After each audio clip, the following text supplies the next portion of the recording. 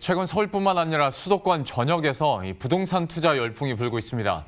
역대 최저금리 속에 젊은 갭 투자자들까지 더해지면서 상황은 더욱 심각해지고 있는데요. 결국 정부가 추가 대책을 준비하고 있습니다.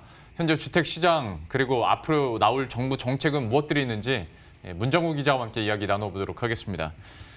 요새 포털 경제 메인 뉴스들 보더라도 한 80%는 부동산 뉴스인 것 같습니다. 그렇죠. 그만큼 관심도 높은 상황인데 지금 분위기나 가격 상승세가 어느 정도인 겁니까? 네, 일단은 한국감정원의 좀 주간 아파트값 변동률을 좀 보면서 살펴보도록 하겠습니다.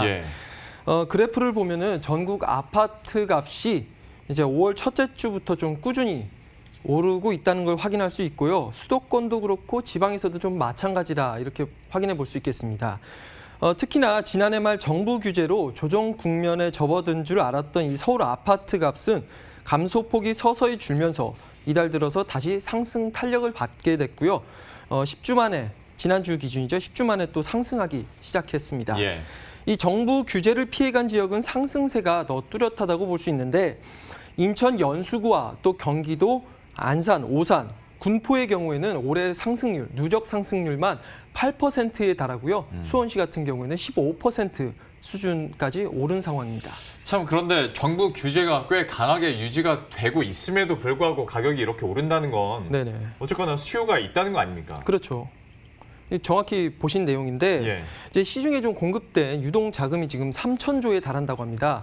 이 정도 금액이 현재 주식시장이나 아니면 부동산 시장에 지금 투입이 된 상황이다 이렇게 해석해 볼 수 있겠는데 동학개미운동처럼 특히 이제 부동산의 경우에는 9억 원 이하, 9억 원 아래의 주택에 좀 집중돼서 투자가 좀 이뤄지고 있는 상황입니다. 그동안 9억 원 이하의 이 주택은 정부 규제에서 좀 벗어나다 보니까 상대적으로 투자자들 입장에서는 적은 금액의 투자 대비 이제 수익을 좀 낼 수 있다는 기대감에 좀 집중돼 있다 이렇게 볼 수 있겠는데요. 대표적으로 이제 청주에서 좀 나타난 현상을 들어볼 수 있겠습니다.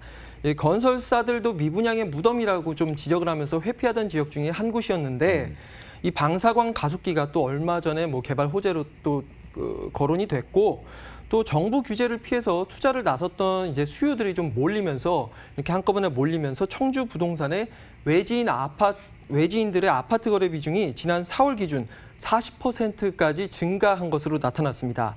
그리고 실제로 현지 중개업소 얘기를 들어보면 3억 원대 아파트, 특히나 이 전세 보증금을 끼고 이제 투자에 나서려는 갭 투자를 실제로 문의하던 이 외지인들이 좀 많았다고 전했고 또 전세 버스를 또 대절해서 이렇게 쇼핑을 하는 이제 이른바 이제 시장에서는 차떼기라고 표현을 하는데 이런 현상도 지금 나타나고 있다고 합니다. 참 그런데 한때 그 정부 규제가 막 쏟아져 나왔을 때 투자자 입장에서 이제 갭 투자의 매력이 많이 떨어졌다라고 잠깐 얘기가 나오기도 했었는데 다시 이제 갭 투자 수요들이 많다라고 얘기를 해줬잖아요. 그러면 좀 상황이 심각한 수준까지 다시 올라오고 있는 겁니까?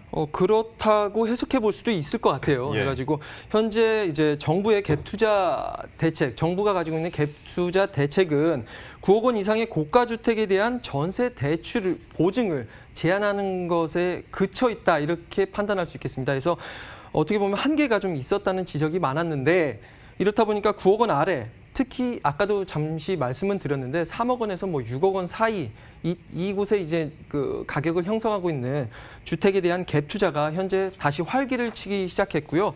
역대 최저금리를 기록하면서 20대에서 30대 이제 젊은 층까지 이 갭 투자 성행에 하게끔 이렇게 좀 불이 붙은 상황이라고 짚어볼 수 있겠습니다. 그렇다 보니까 올해 1월부터 4월까지 갭 투자 건수는 1년 전보다 120% 넘게 증가하기도 했습니다. 그러니까 정부에서 고가 주택에 대한 규제를 강화하다 보니까 오히려 한 3억 원에서 6억 원대 이쪽으로는 갭 투자 수요가 늘고 있는 거고 상대적으로 완전 고가 주택들보다는 접근도 좀 용이하기 때문에 이제 젊은 20, 30대들도 역시 전세 대출을 활용한 갭 투자를 하고 있다라는 건데 정부 정책 같은 경우에는 그러면 지금까지 나온 것도 물론 있겠습니다만 앞으로 나올 것으로 예상되는 정책들은 또 뭐가 있을까요?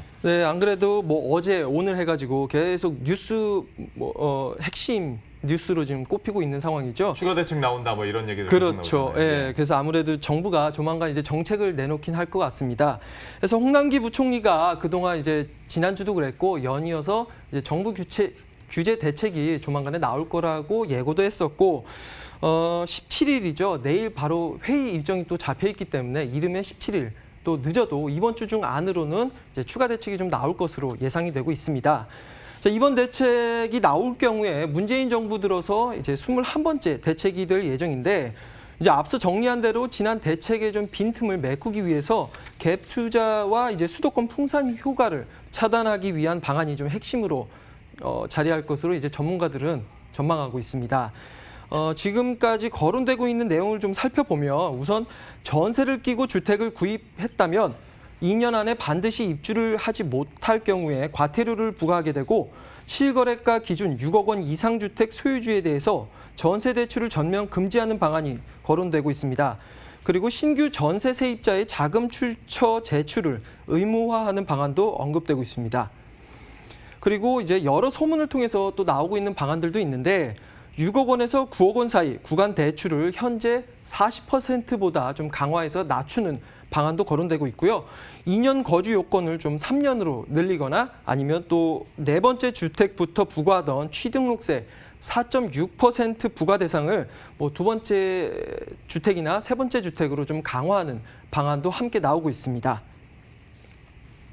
현재 규제 지역에서 9억 원 이상 15 이하는 대출을 20%로 제한하고 있습니다. 아마도 9억 이하도 이렇게 대출을 규제할 가능성이 있고요. 또한 9억 원 이상 되는 주택에 대한 그 주택 구입 시 자금 조달 계획서를 구체적으로 내야 되는데요.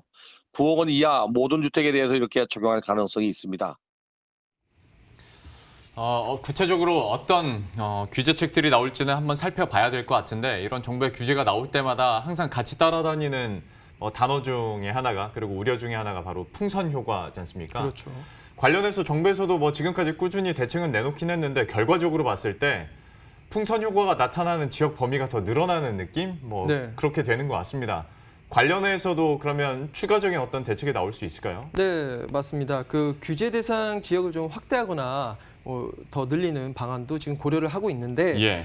현재 뭐 인천 연수구죠. 그리고 경기 군포, 안산, 오산과 같이 이제 집값이 좀 오른 지역을 중심으로 해서 조정 대상 지역으로 추가 지정하는 방안이 좀 유력한 것으로 검토되고 있습니다. 그리고 국회발로 또 이야기가 나온 게 접경 지역, 경기도 같은 경우는 접경 지역을 제외하고 나머지 수도권 전역을 조정 대상 지역으로 지정해 선제적으로 좀 대응하겠다는 내용도 함께 지금 방침을 세운 것으로 전해지고 있고요. 또 집값 상승세가 좀처럼 꺾이지 않고 있는 뭐 수원이나 구리와 같은 지역 같은 경우에는 현재 조정 대상 지역으로 묶여 있는데 이것보다 더 강화된 이 투기과열지구로 강화하는 내용도 함께 검토하고 있는 것으로 확인되고 있습니다. 정부가 규제 지역을 대폭 확대하고 세금 규제나 대출 규제 강도를 높이는 등 계속적으로 수요 억제책을 쓰겠지만 아무래도 시중에 풀려 있는 이제 유동성 영향이 수요 심리를 계속 자극하면서 신규 분양 시장 청약 열기 또 미분양을 중심으로 한 대규모 투자 행태 같은 것들이 계속해서 나타날 가능성이 높습니다. 예, 이렇게 해서 부동산 소식 살펴봤습니다. 문정우 기자와 함께했습니다. 잘 들었습니다.